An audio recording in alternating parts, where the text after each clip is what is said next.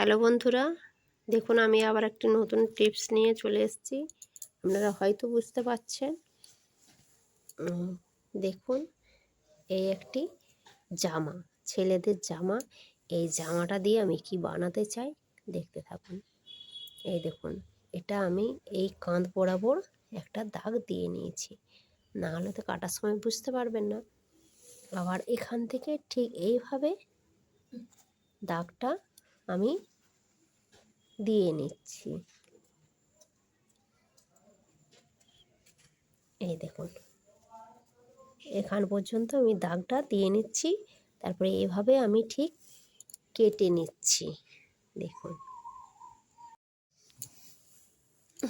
এই দেখুন বন্ধুরা, আমার দাগ দেওয়া অংশটা কাটা হয়ে গেছে।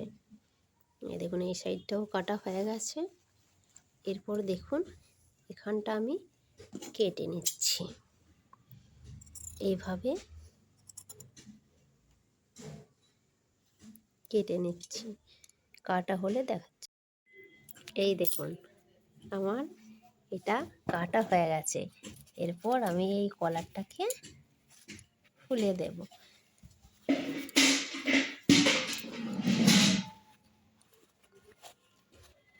বুঝতেই পাচ্ছেন এটা কি হলো।